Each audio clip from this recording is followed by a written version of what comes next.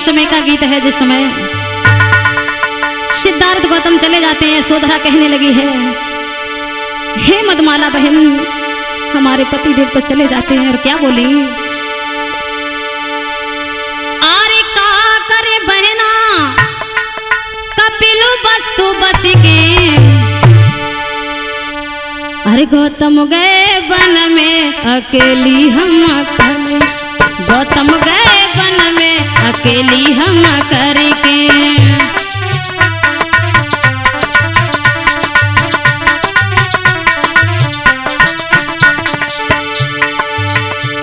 अरे गौतम गए वन में अकेली हम करके, साजन गए वन में अकेली हम करके।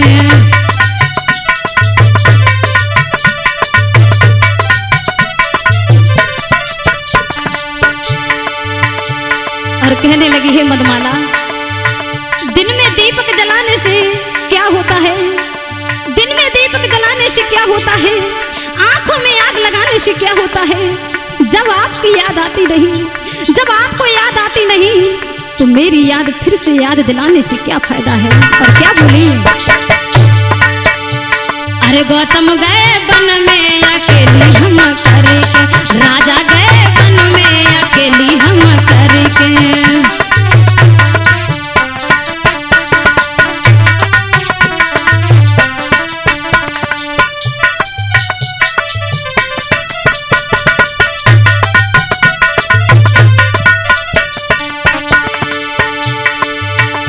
और बोली यशोधरा बहना, बेदर्दी ने जुल्म गुजारा,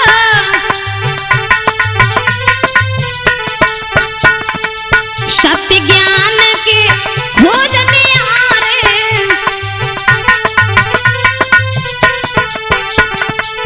बेदर्दी ने जुल्म गुजारा,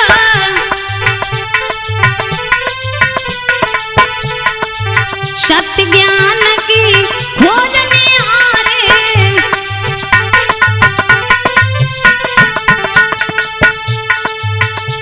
अरे बे तो निकल गए, अरे बे तो निकल गए, हाय हम फंस के, अरे गौतम चले गए अकेली हम करके, गौतम गए वन में अकेली हम करके।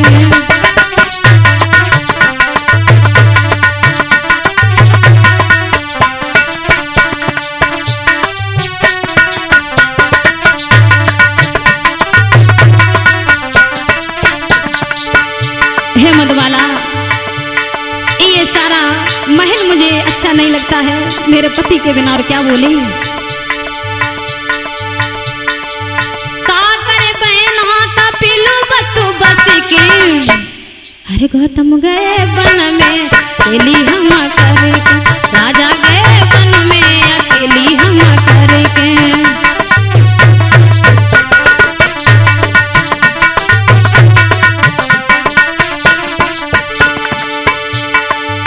कहने लगी यशोधरा,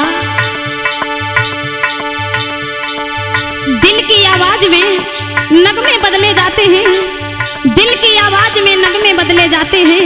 हे गौतम, जब बुरा वक्त आता है तो अपने बदल जाते हैं।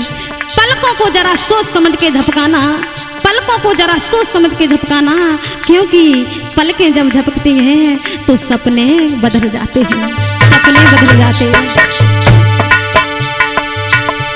अरे गौतम गए वन में अकेली हम करके, राजा गए वन में अकेली हम करके।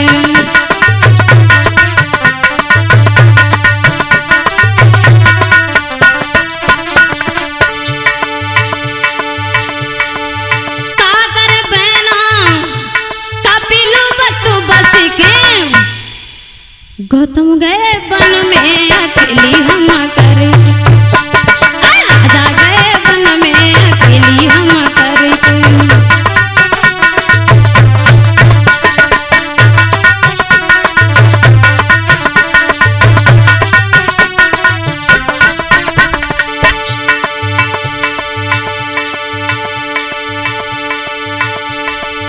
काशी सपना पूरा होता,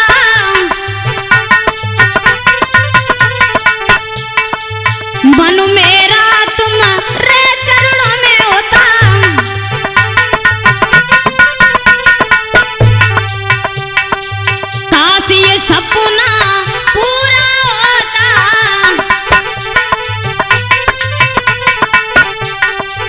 मन मेरा तुम्हारे चरणों में होता।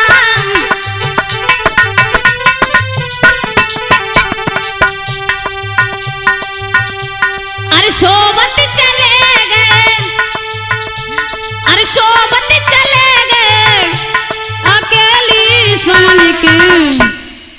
अरे गौतम गए वन में अकेली हम करके, राजा गए वन में अकेली हम करके। आया हो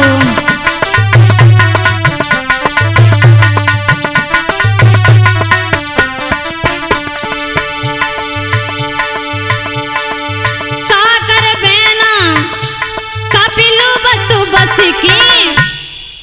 अरे राजा गए वन में अकेली हम करके, गौतम गए वन में अकेली हम करके।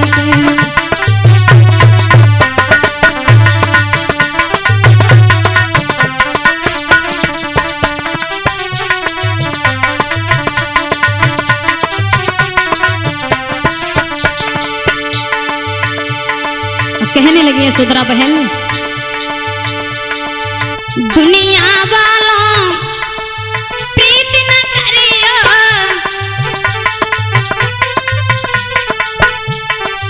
मेरी तरह ना आए मरियो।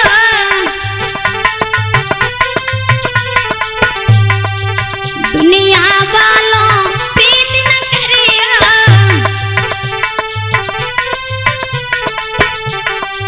मेरी तरह ना आए मरियो।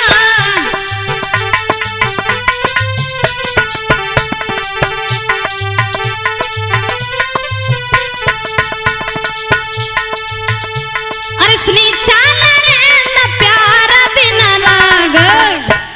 अरे गौतम गए वन में अकेली हम, राजा गए वन में अकेली हम करके।